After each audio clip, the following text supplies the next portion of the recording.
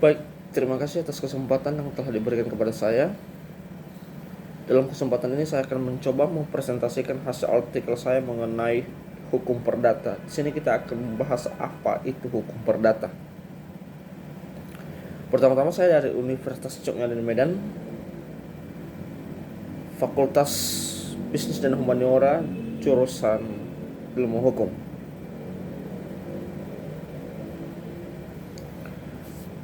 Hukum perdata. Hukum perdata adalah peraturan yang mengikat secara umum dan harus ditaati. Terbentuknya hukum karena masyarakat dengan macam-macam bentuk hukum. Hukum perdata adalah bagian hukum yang mengatur hubungan individu dan termasuk badan hukum. Secara umum, hukum ini telah fokus pada masalah kepentingan perorangan secara pribadi dalam masyarakat. Kitab Undang Hukum Perdata atau KUHP, di mana masalah hak dan kewajiban individu adalah diatur dalam hukum perdata, sehingga segala fenomena kejahatan yang muncul di setiap masyarakat, khususnya masalah sengketa keluarga, harta warisan, dan masalah kepentingan lainnya, akan ditentukan oleh pasal-pasal melalui Undang-Undang Hukum Perdata.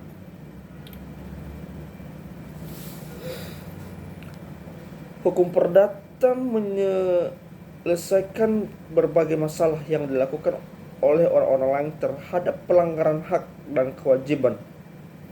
Semua yang bertentangan tentang pelanggaran hak dan kewajiban hukum ini maka akan diselesaikan secara perdata dalam pasal-pasal KUHP.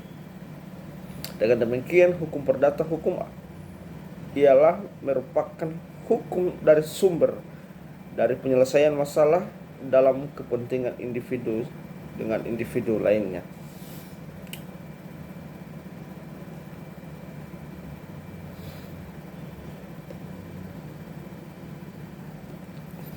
Sekarang kita masuk pada pembahasan yang yaitu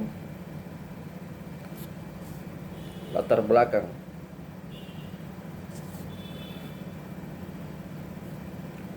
Hukum perdata adalah hukum yang dikenal dengan sebuah sebutan hukum sipil yang mengatur suatu objek terhadap hubungan individu atau perorangan yang memiliki bentuk karakteristik, yaitu mengatur dengan tujuan untuk memberikan perlindungan serta kenyamanan terhadap pokok kepentingan fenomena dari masyarakat tersebut. Hukum perdata tidak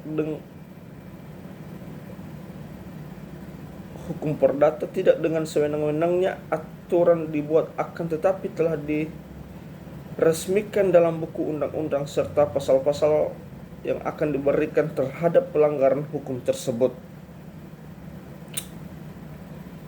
Berdasarkan KUHP, hukum perdata tergolong dari beberapa buku yang mengatur individu. Pertama, buku tentang seseorang dalam atau pasal 1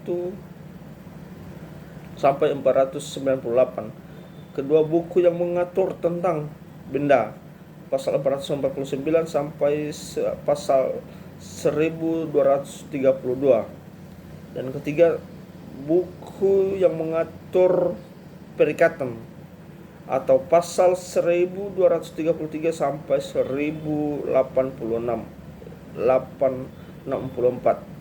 Dan keempat, tentang mengatur pembuktian dan kadaluarsa atau pasal 1865 sampai 1993. Sebaiknya, adapun sistematika dari ilmu hukum perdata terdiri atas bentuk hukum di dalamnya adalah hukum perorangan, hukum keluarga, hukum harta, dan hukum waris.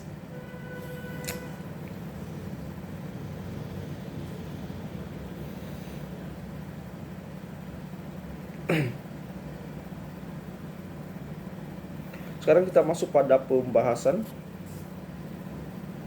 yaitu sejarah hukum perdata di Indonesia.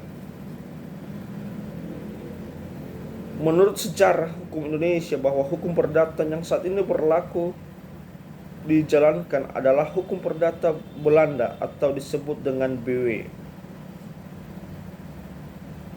Borjelik Witboek.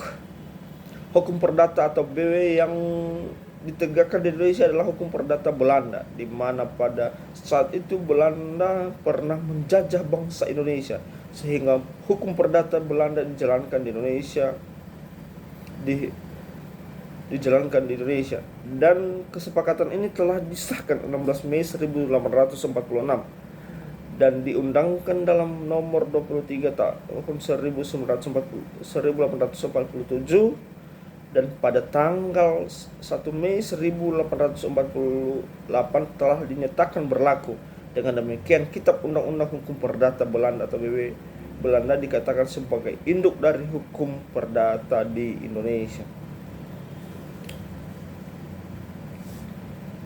Hukum perdata adalah aturan yang memfokuskan pada objek orang yang mengatur hak dan kewajiban.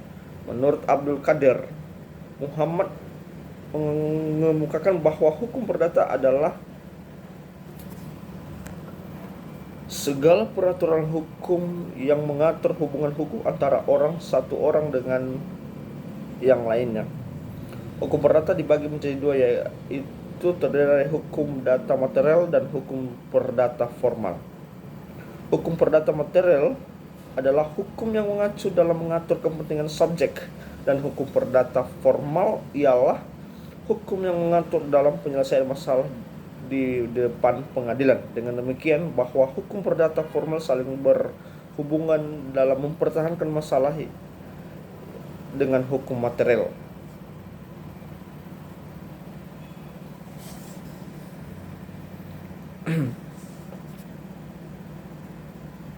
Sistematikan perdata, hukum perdata. Dalam sistematika hukum perdata terdapat beberapa kajian ilmu dibagi menjadi 4 buku berdasarkan KUHP. Pertama, buku 1 adalah hukum perorangan yang mengkaji peraturan tentang seseorang sebagai pokok subjek dan hukum. Buku kedua adalah hukum keluarga, mengkaji tentang aturan antara hutang orang tua dengan anak, suami dengan istri, dan anak-anak terhadap orang tua, di mana memiliki hak dan kewajiban masing-masing. Buku ketiga adalah hukum harta kekayaan yang berisikan yang mengatur tentang benda yang menjadi hak untuk diberikan.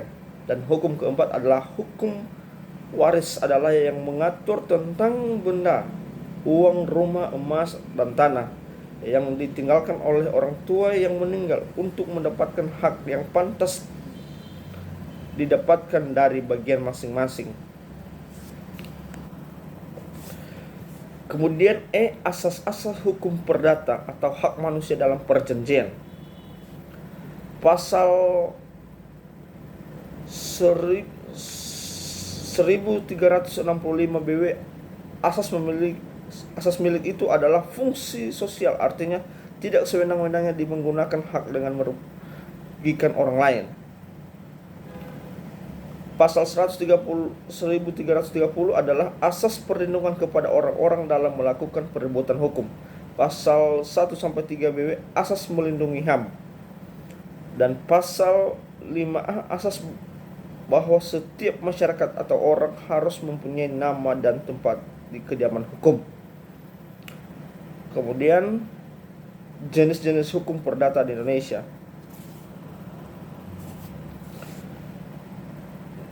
Ada beberapa jenis sebagai berikut. Yang pertama, hukum keluarga, contohnya hukum tentang perwakilan dan keturunan, kekuasaan, orang hilang, dan pendewasaan. Kemudian hukum waris, contoh pembagian harta. Kemudian hukum kekayaan, contoh barang dan objek yang akan dibagikan kepada anak-anak atau saudara. Kemudian hukum perkawinan, contoh perceraian dan pemisahan dari kekayaan.